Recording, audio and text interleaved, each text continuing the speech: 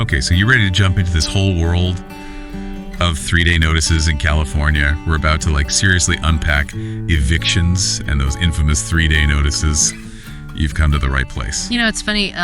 A lot of folks, they think evictions are super simple, but in California, it's more like this carefully choreographed dance. There are all these very specific steps that both landlords and tenants have to take, and understanding those nuances of a 3-day notice to pay rent or quit is just totally crucial. Yeah, exactly. You might think it's a simple warning, right? But, oh man, you'd be surprised how many landlords, they mess up on the little things. They end up invalidating the entire notice. It's true. One tiny misstep and bam, things fall apart. Forgetting a specific date or trying to include late fees, it can have some major consequences. So let's break it down, okay? Exactly what needs to be in a 3-day notice for it to hold up in court. All right, so first things first, clarity is key, right? Yeah. The notice has to very clearly state how much rent is owed and when that payment is due. No room for being vague. Absolutely. And what's really interesting? It's got to be for unpaid rent only. You can't tack on extra stuff like late fees, utilities, any other charges. It's just strictly about that base rent amount. Wow. I honestly didn't realize it was that specific. So if a landlord tries to sneak in some extra charges, the tenant could actually use that against them. Exactly. They could totally challenge the notice in court, say it's not valid and potentially get the whole eviction case thrown out. Whoa.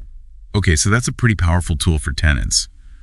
But let's say the landlord gets the content of the notice right. They still have to serve it correctly, right? Which feels like another potential minefield. Oh, you're telling me? Just slipping it under the door or shooting a text message? That's not going to fly in California. The law is very specific about how you have to serve a 3-day notice. Okay, so what? Yeah. Give me the rundown. Yeah. So the most common ways are personal delivery, hand it right to them, or leaving it with another responsible adult in the place and then following up with a mailed copy. Or sometimes, if the court gives the okay, the landlord can post the notice on the property A&D mail, a copy. So there's a paper trail no matter what. Interesting. And what if the tenant just dodges the landlord? They won't take the notice. What then? Even then, the landlord has some options. With permission from the court, they can just post that notice right on the property and mail a copy too. That way there's a clear legal record that they tried to serve it. So it's all about covering your bases legally. All right, now let's say the tenant gets the notice. They understand it, but they just don't do anything. What happens next? Well, after those 3 days are up, the landlord can file something called an unlawful detainer lawsuit. And that kicks off the whole court process, which can get pretty intense. Unlawful detainer. Okay, that sounds serious. Break it down for me. It's basically a legal term. It means the tenants unlawfully hanging out on the property after they were given proper notice to leave. So in this case, after that 3-day notice is over, they're considered to be unlawfully detaining the property. Got it. So the unlawful detainer lawsuit, that's how the landlord formally asks the court to evict the tenant. Yep. Exactly. And this is where things can really escalate. You could have hearings, judgments, and if the court sides with the landlord, they can even get the sheriff involved to forcibly remove the tenant. Whoa. That sounds stressful for everyone involved. Yeah. But what about from the tenant side? Do they have any options if they think the 3-day notice wasn't legit, or if there are special circumstances? For sure. Tenants in California have rights and they shouldn't be afraid to use them. They can fight the eviction in court by raising certain defenses. What kind of defenses are we talking about here? Well, for example, they could challenge the amount of rent that the landlord says they owe. Maybe there was a mistake in the lease or a good reason why the rent wasn't paid on time. So they're not just automatically out of luck if they missed a payment? Nope, not at all. Another common defense is to point out habitability issues. If there are major repairs that the landlord's ignoring, things that make it tough for the tenant to live there safely and comfortably, that can be a really strong defense. So it's not just about paying rent. It's about the landlord holding up their end of the deal too. That's good to know. Now, one thing that kind of stood out to me in our research was this whole thing about partial rent payments. Yeah. Can a landlord say no to a partial payment if the tenant's already got that 3-day notice? This is where it gets a little tricky. See, a landlord isn't required to take partial rent payments. And actually doing that could even void the original 3-day notice. Wait, so trying to pay something is worse than paying nothing at all? Yeah, in a legal sense, yeah. Accepting that partial payment might actually reset the clock on the whole eviction process, but then the landlord could just turn around and immediately issue a brand new 3-day notice for whatever balance is left. It's like a game of legal chess, You got to be thinking a few steps ahead. And it's not always about late rent either, right? There are other reasons a landlord might go for that 3-day notice. You're totally right. A landlord can use a notice for other lease violations too. For example, if the lease says no pets and the tenant brings in a furry friend, that could be grounds for a 3-day notice to cure or quit. Cure or quit. Okay, that sounds interesting. What does that even mean? It means the tenant has those 3 days to either cure the problem, like get rid of the pet, or quit the place by moving out. So there's a chance to fix things and still stay in the rental. Exactly. But here's the thing. It only works for violations that can be cured. If it's something that can't be easily fixed, like if there's serious damage to the property, then the landlord might not give them that option to cure. So it all boils down to the details in the lease and what kind of violation it is. Exactly. And that brings us to another important point. We've been talking a lot about these 3-day notices, but your research also mentioned these 30, 60, 90-day notices. What are those all about? Yeah, I'm glad you brought those up. Because those notices, they operate on a totally different timeline. They sure do. These longer notices, they're usually used to end those month-to-month rentals, or sometimes in special cases like foreclosures. They give tenants more time to figure things out and get ready to move. So like a 30-day notice might be used for a tenancy that's less than a year, while a 60-day notice is usually for tenancies that are a year or more. Bingo. And just like with the 3-day notice, there are strict rules about when and how to use these longer notices. Landlords can't just decide on a whim to end a tenancy. They need to have a valid reason, legally speaking. It's starting to make sense now. I'm curious, what surprised you the most in all this research about eviction notices? Anything really jump out at you? Honestly, it was the sheer number of tiny little details that can make or break an eviction case. It really shows how important it is to be super precise and careful, especially for landlords. Yeah, I totally get that. This isn't something you want to be winging it with. For sure. And that goes for tenants too. Knowing your rights and what you're responsible for under California law can make all the difference. Knowledge is power, right? So we've covered the basics of 3-day notices, how important it is to serve them correctly, the ways tenants can fight back, and even touched on those longer notice periods. But honestly, there's still so much more to explore. Oh yeah, definitely. In the next part of our deep dive, we're going to get into some real-life examples of eviction cases here in California. We'll see what went right, what went wrong, and what we can learn from those experiences. Sounds fascinating. I'm ready for more. Hang in there, everyone. We'll be right back with part 2 of our deep dive into California eviction notices right after this. With all this talk about notices and court stuff, it's easy to get lost in the legal weeds, but we can't forget about the human side of evictions. You know what I mean? Totally. Yeah. It's easy to get caught up in all the legal details. Yeah. But at the end of the day, real people's lives are being turned upside down. Exactly.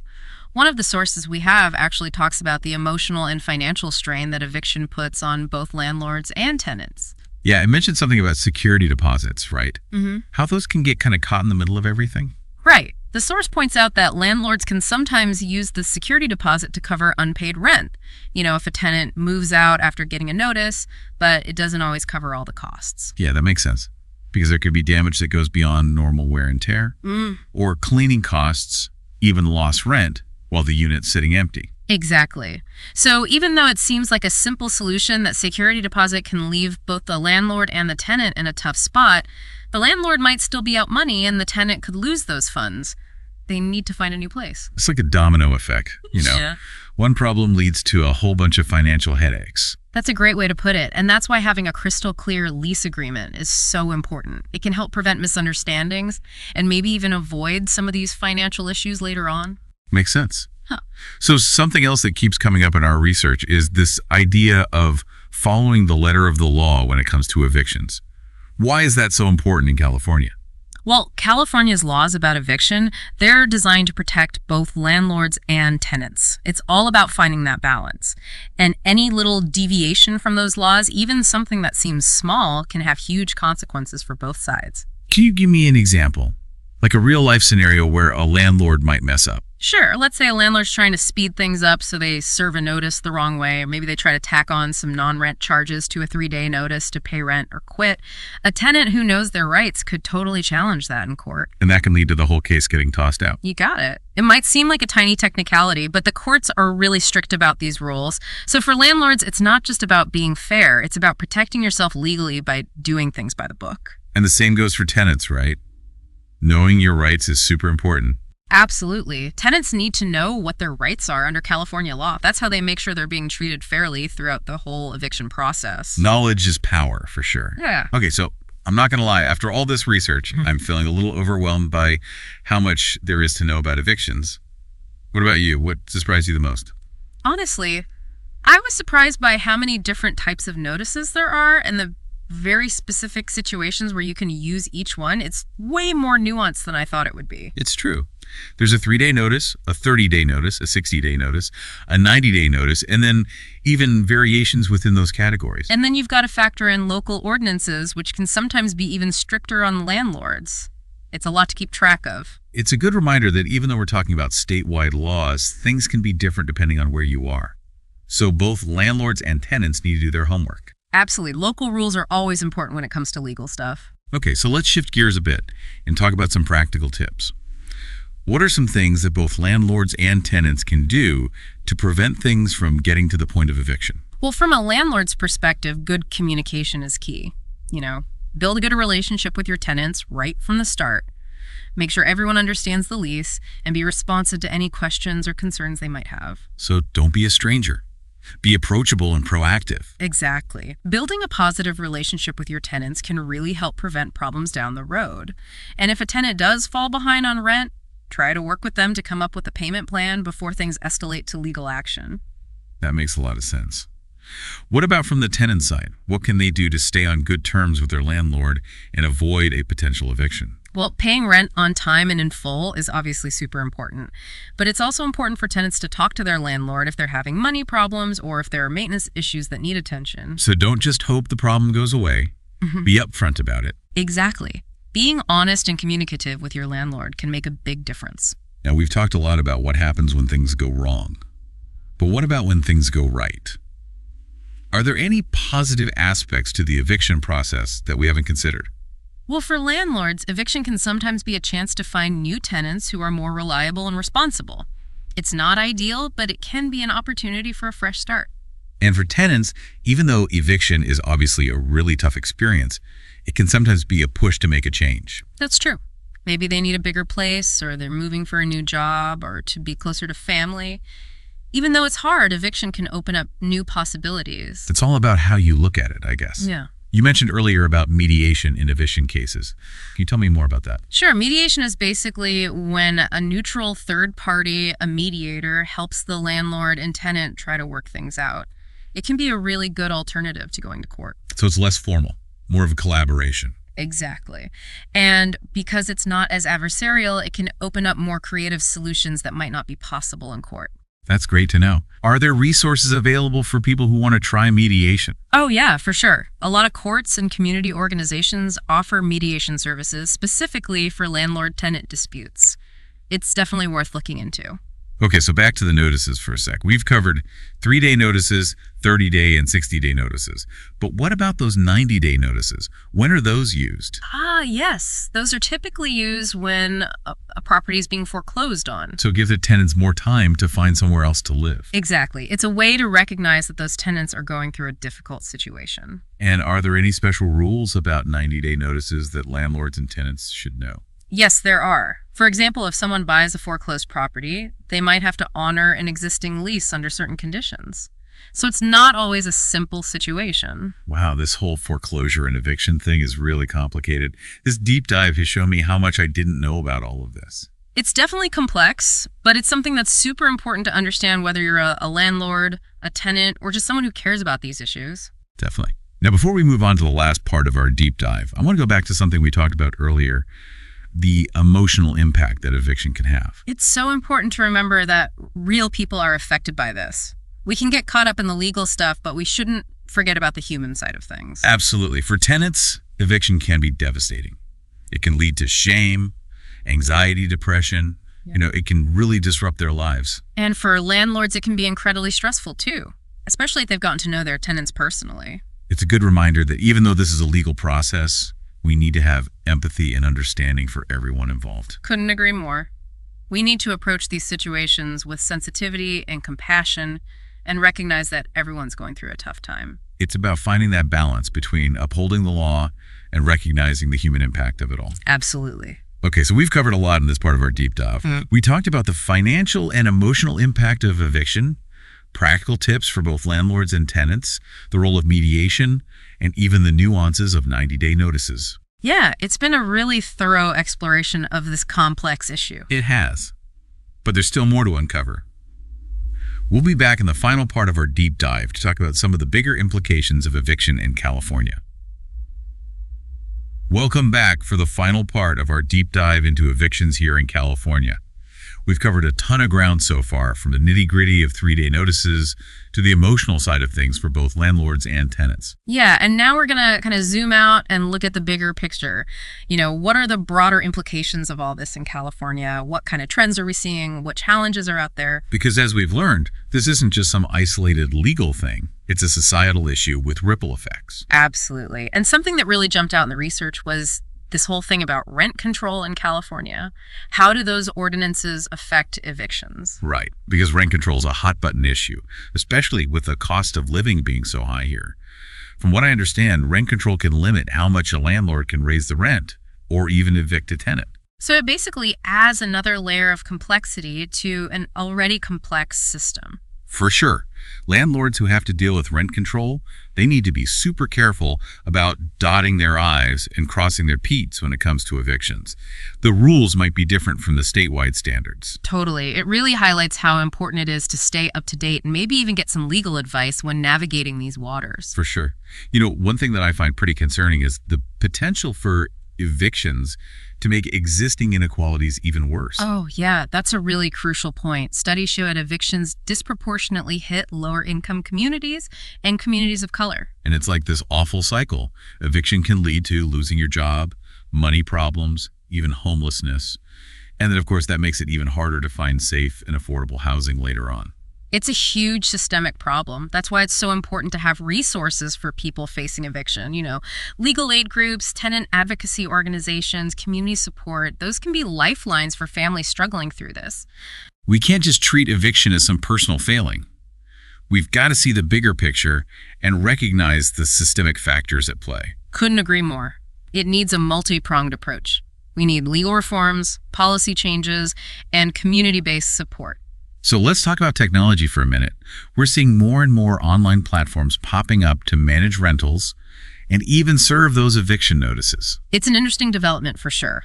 On the one hand, technology can make things more efficient, right? It can help landlords with paperwork, communicate with tenants, and keep track of things digitally. But I also worry about technology making this whole process feel less human, more like a transaction and less personal. That's a valid concern. We have to use technology responsibly in this context. It shouldn't create roadblocks for people trying to get legal help or erode the basic rights of tenants. It's about striking that balance between efficiency and keeping it human. Absolutely. So looking ahead, what do you think are the biggest challenges facing California in terms of evictions? I think it's impossible to ignore the elephant in the room, the ongoing housing crisis. The lack of affordable housing is a major factor driving evictions. And it doesn't seem like that problem is going away anytime soon. And that ties back into the poverty and income inequality we were talking about earlier. It's all interconnected. Exactly. Until we address the root causes, we're probably going to keep seeing high eviction rates in California. It's a complex issue that needs a comprehensive solution. Couldn't agree more. So as we wrap up this deep dive, I want to leave our listeners with something to think about. We've talked about the legal stuff and the societal impacts of eviction, but what about the ethical side of things? What are our responsibilities as individuals and as a community to people who are facing eviction? That's a powerful question. It challenges us to look beyond the legal stuff and see the human impact. How do we balance the rights of property owners with the need to ensure safe and stable housing for all? How do we create a system that's fair and compassionate? Those are the questions we all need to be asking ourselves. As we've seen, eviction isn't just a legal issue, it's a human issue with big consequences for individuals, families, and whole communities. And it's something that deserves our attention, our understanding, and our action. Well said. This deep dive has been quite a journey. We've really gotten into the weeds of eviction in California. And while we could easily spend hours more talking about this, for now, we're going to have to wrap things up. Thanks for joining us on this exploration. We hope you found it informative, something to really make you think, and maybe even sparked your curiosity to learn more. Remember, knowledge is power. And when it comes to eviction, that knowledge can empower both landlords and tenants to handle this process with more understanding and confidence. We'll see you on our next deep dive. Call now 714-442-9741. Thank you.